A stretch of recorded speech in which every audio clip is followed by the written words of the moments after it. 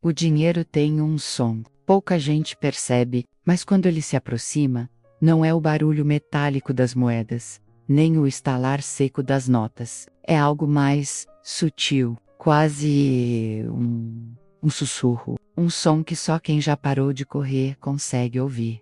Era uma noite comum. Chuva fina, luz amarelada dos postes refletindo no asfalto. E de repente ele parou de correr. As pernas tremiam, o coração acelerado, mas não de esforço, era medo. Medo de perceber que passara anos atrás de algo que talvez nunca o tivesse visto. Ele lembrava da frase de um velho mentor: o dinheiro não foge de ninguém, só se esconde de quem grita demais. No fundo, ele nunca entendeu o que aquilo significava, até agora. A câmera se aproxima do rosto dele, gotas escorrendo, respiração pesada. Ele olha para o nada e diz quase num sussurro: existe mesmo uma frase capaz de fazer o dinheiro vir até mim? A pergunta fica no ar, flutuando, como se o vento carregasse o som para um lugar onde respostas não se escondem, mas esperam ser merecidas. O narrador entra em tom baixo, íntimo, como quem conta um segredo que não devia ser dito. Existe uma frase, e eu não consegue ignorá-la. A cena, cortes rápidos, rostos de pessoas diferentes, em lugares distintos. Um homem na fila do banco, com os olhos cansados. Uma mulher olhando o saldo no aplicativo e respirando fundo, antes de fechar a tela. Um garoto segurando uma nota de R$ 50, dobrada com cuidado, como se fosse um amuleto. Todos estão de alguma forma tentando decifrar o mesmo enigma. Por que o dinheiro sempre parece fugir quando mais precisamos dele? O narrador continua. A maioria passa a vida acreditando que o dinheiro é um prêmio. Mas, e se ele for uma consequência? E se o problema não for o quanto você trabalha, mas o que você transmite quando o faz? Uma pausa longa, som distante de trovão, a respiração desacelera, e algo muda. A tensão cresce não por barulho, mas por silêncio. O espectador sente que há algo invisível prestes a ser revelado, algo que o está ali. Entre as palavras, cenas passam rapidamente como lembranças fragmentadas. Um quarto, bagunçado, contas espalhadas, um sorriso apigando frente à tela do computador. A cada imagem, uma voz interna pergunta: quanto custa viver sempre perseguindo o mesmo sonho? E então, como se o tempo parasse, o narrador sussurra de novo, com a voz quase trêmula: o dinheiro, sempre, só não responde a quem fala com desespero. A frase corta o ar. É simples, mas desconfortável. Ela fica na mente como um eco, forçando o espectador a repassar cada momento em que implorou mentalmente para que algo desse certo. E quanto mais ele pensa, mais percebe: talvez o problema nunca tenha sido a falta de dinheiro, mas o modo como se conversa com ele. O clima muda, as luzes diminuem, o som da chuva se transforma em um ritmo constante, quase como uma batida de coração. Ele fecha os olhos e, pela primeira vez, não pede nada. Há uma calma diferente no ar, uma pausa que antecede o inexplicável. Foi ali, nesse exato instante, diz o narrador, que ele percebeu: o dinheiro não corre. Ela espera até ouvir a frase certa. Mas, que frase é essa? Quem a disse primeiro? E por que ninguém nunca fala sobre ela, em voz alta? O silêncio volta. A câmera se afasta lentamente, mostrando a rua vazia, o reflexo das luzes no chão molhado e uma sensação incômoda de que algo grandioso está prestes a ser revelado. E então, uma última frase surge, baixa, quase como um convite sagrado. Você já se perguntou: e se o dinheiro só obedece a quem entende o seu idioma? Coloque aqui abaixo nos comentários. Você acredita que o dinheiro tem uma linguagem própria menos, ou acha que isso é apenas coincidência? O barulho do despertador parecia mais alto naquela manhã. Um som agudo, insistente, como se quisesse lembrar que a corrida começava de novo. Ele levantou rápido, olhou para o relógio e sentiu o mesmo frio no peito de sempre. Atraso, pressa, contas, trânsito, tudo se repetia. Era como viver num círculo invisível, onde o tempo corria mais rápido do que ele podia alcançar. No espelho, o rosto cansado refletia algo além do sono. Era a exaustão de quem sempre acreditou que bastava correr mais um pouco. Trabalhar mais, produzir mais, ganhar mais, mas o olhar não mentia. Por dentro, ele já sabia que essa corrida não tinha linha de chegada, enquanto engolia o café apressado. O narrador surge em tom de confissão. Nos ensinaram que o dinheiro é uma recompensa, mas nunca nos contaram o preço de viver como um caçador. Cenas rapaidas. Uma mulher revisando boletos. Um entregador encarando o semáforo vermelho. Um empresário com o celular grudado no ouvido e o olhar vazio. To-dos different, mas unidos por um mesmo cansaço silencioso. A cidade parece pulsar no mesmo ritmo de urgência. O narrador continua. A mente que persegue nunca descansa. E o dinheiro sente isso. Essa frase paira no ar, estranha, quase incômoda. O espectador sente a incongruência. Menos como assim o dinheiro sente? É absurdo, mas não dá para desviar o olhar. A cena muda para uma lembrança. Um menino de 8 anos, ouvindo o pai dizer na mesa do jantar: dinheiro não nasce em árvore. O garoto pergunta: por quê? E o pai responde: porque ele não gosta de quem sonha, gosta de quem luta. A câmera se aproxima do rosto do menino, e o narrador diz: e foi ali que ele aprendeu a correr. O espectador percebe o loop. A corrida não começa na vida adulta. Começa nas frases que escutamos, quando ainda não sabíamos o que era medo. Cenas mostram o menino crescendo, menos adolescência, o primeiro emprego, a primeira dívida, a primeira promessa de que agora vai, e cada nova etapa, a mesma sensação. O dinheiro, sempre um passo à frente. A trilha sonora ganha força, batidas rápidas, respiração acelerada. O narrador fala quase sem pausa. A mente do caçador é a mente da escassez. Ela vive para buscar, mas nunca para receber. E Euden sente o cheiro do desespero de longe. O espectador sente o golpe. É duro, mas verdadeiro. As imagens desaceleram. Um close mostra a mão dele tremendo ao segurar o cartão, como se o plástico pesasse toneladas. Silêncio. Depois, uma risada leve, amarga. Quanto mais eu corro, mais ele foge. A frase ecoa, abrindo uma ferida emocional. O narrador retoma, num tom quase poético: porque o dinheiro não respeita quem o implora, ele se aproxima de quem o convida. E há uma diferença enorme entre pedir e convidar. Imagens mudam. Pessoas exaustas, em metrôs lotados, rostos apagados, depois flashes de calmaria, menos uma mulher olhando o mar. Um homem meditando, uma criança desenhando moedas no chão. A tensão alterna entre caos e paz. O cérebro do espectador tenta entender o padrão, e é aí que o gap de informação se abre. Mas como convidar algo que não se pode controlar? Como fazer o dinheiro ouvir se ele parece surdo à dor? A música desaparece. Resta apenas a respiração, o tic-tac do relógio, o som do vento batendo na janela. O narrador volta com voz suave, quase maternal. A resposta está num chamado. Um chamado que não vem da boca, mas da mente. Ele se levanta, encara a própria imagem no espelho e percebe algo diferente no olhar. Uma calma que há muito tempo não sentia. Talvez o dinheiro não queira ser caçado, ele pensa. Talvez ele queira ser encontrado. E nesse instante, algo muda.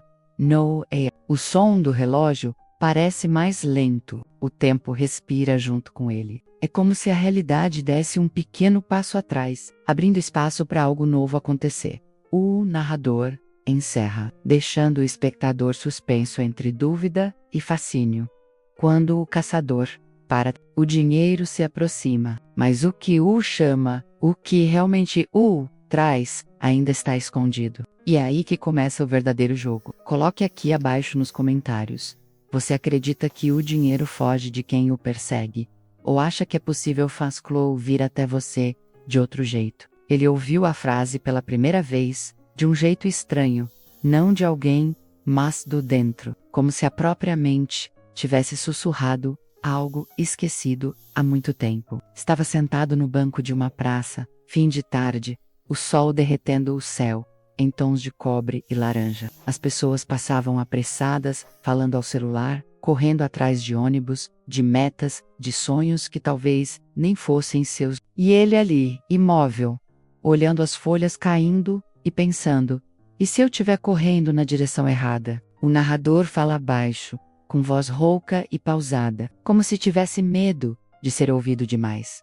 O dinheiro nunca respondeu às suas ordens, porque ele não obedece comandos, ele responde à frequência. Uma frase assim parece absurda demais. Frequency. O que isso tem a ver com dinheiro? Mas quanto mais ele tentava ignorar o pensamento, mais sentia algo pulsando dentro do peito, como um som grave, quase imperceptível, vibrando por trás do silêncio. A mente começa a buscar padrões. É neurociência pura. Quando algo não se encaixa, o cérebro precisa resolver. E é nesse intervalo entre o que se entende e o que se sente que a mágica acontece. Flashbacks. Ele lembra de momentos em que tudo parecia dar errado, menos contas acumuladas. O carro quebrado, o emprego perdido. E ao mesmo tempo lembra de dias em que o dinheiro simplesmente appeared, sem lógica, sem esforço. Como se o universo tivesse feito uma pausa para lhe entregar algo. Ele percebe que o fator comum nunca foi o quanto ele lutava, mas o que ele sentia quando lutava. O dinheiro não se aproxima de quem o teme. Ele reconhece vibração, não palavras. O narrador diz isso com uma calma perigosa, e o espectador sente o desconforto subir pela espinha. É um choque sutil, quase espiritual. A ideia de que talvez o dinheiro não seja um objeto a conquistar, mas uma energia a alinhar. Cenas rápidas, passam menos mãos, apertando com força uma carteira vazia, depois soltando, um olhar aflito, depois sereno. O contraste é violento e ao mesmo tempo libertador. Ele decide testar. Fecha os olhos e fala, em voz baixa: eu não preciso correr. Eu sou o convite. O vento é imperceptível, mas muda. A folha de uma árvore gira sobre si mesma e cai de pé. O sol se esconde devagar. O tempo parece desacelerar. O espectador sente um arrepio. Não porque algo sobrenatural aconteceu, mas porque tudo parece ter se encaixado de forma quase impossível de explicar. Quando você fala com medo, o dinheiro te ouve como um pedido de socorro. Mas quando você fala com propósito, ele te ouve como um chamado. O narrador se cala, o som ambiente cresce, passos, risos ao fundo, um cachorro latindo, o mundo voltando ao ritmo normal. Só que agora, algo dentro dele está diferente. A corrida perdeu o sentido, e uma nova certeza começa a nascer, menos a de que existe um idioma secreto entre o dinheiro e quem o chama do jeito certo. Mas há um detalhe que o público ainda não sabe. A tal frase, menos a única capaz de acender essa frequência, não foi inventada. Foi descoberta por acid. E o mais estranho é que quem a disse pela primeira vez não queria ficar rico, queria se libertar. O narrador respira fundo, segura o silêncio por alguns segundos e solta, quase num murmúrio. E quando essa frase foi dita, o dinheiro procurou por ela. A câmera se aproxima do rosto dele, olhos abertos, mirando o vazio, como se tentasse ouvir algo que o resto do mundo não ouve. O vento sussurra outra vez, e a tela escurece aos poucos, deixando apenas o som de uma respiração tranquila. Mas, o que havia nessa frase? Que palavras simples poderiam inverter a lógica de toda uma vida? E por que ninguém nunca usou repete-las em voz alta? Coloque aqui abaixo nos comentários.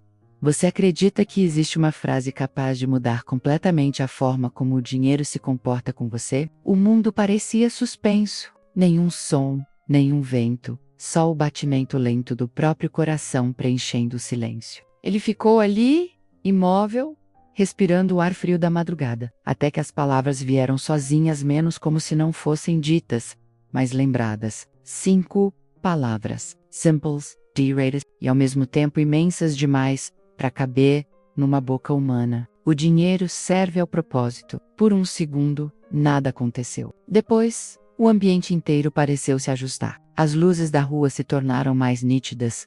O ar mais livre. O peito menos apertado. Era como se o peso de anos de corrida tivesse caído no chão, dissolvido no som suave da respiração. Aquelas 5 palavras não falavam de poder, nem de conquista. Falavam de ordem, de alinhamento, de um universo que só se curva diante de quem sabe por que está pedindo. O narrador fala com voz suave, mas firme, deixando cada sílaba escorrer como mel. Quando o dinheiro entende o seu propósito, ele se entrega porque ele não busca donos, busca direções. Cenas se formam como lembranças compartilhadas. Um artista pintando de madrugada e vendo sua arte ser reconhecida. Uma mãe empreendendo e pela primeira vez pagando as contas sem medo. Um jovem abrindo o e-mail com a notícia de um trabalho inesperado. O dinheiro flui em todas as direções, mas em cada uma delas existe algo comum. Intenção. Não há desespero, há clareza, não há fuga, há sentido. E o narrador continua, agora num tom quase poético, entre sussurros e pausas longas. O dinheiro não ama o ambicioso, ama o intencional. Ele não se ajoelha para o esforço, mas se curva para o propósito. A câmera se aproxima do rosto dele. Há lágrimas, não de tristeza, mas de alívio. Por tantos anos, ele acreditou que o dinheiro era um juiz, que precisava ser conquistado, provado, suplicado. Mas naquele instante ele entende. O dinheiro sempre esteve ouvindo. Só esperava o tom certo e trilha soube, lenta, crescente, carregada de emoção. Um arrepio se espalha. É o clímax menos o momento em que o público sente algo vibrar por dentro, como se uma porta invisível tivesse se aberto no peito. Tudo o que o dinheiro quer, diz o narrador, é participar de algo maior. Quando ele reconhece um propósito, ele se multiplica. Quando não reconhece, agora ele caminha por uma rua iluminada a passos calmos, olhar diferente. As mesmas vitrines, as mesmas pessoas, mas tudo parece novo, porque ele mudou por dentro. O som de notas caindo se mistura ao canto distante de uma criança. A paz, mas também uma pergunta viva no ar. O narrador sorri e diz, com ternura, e se o dinheiro sempre esteve do seu lado, só esperando que você dissesse o motivo certo para ele ficar? Silêncio. Fade, lento. A tela escurece, deixando apenas a voz. Agora você sabe o que o dinheiro escuta. Mas existe algo que o faz falar. E o que ele diz pode mudar tudo. A pausa se estende. E então, como quem convida o espectador a participar de algo secreto, o narrador conclui.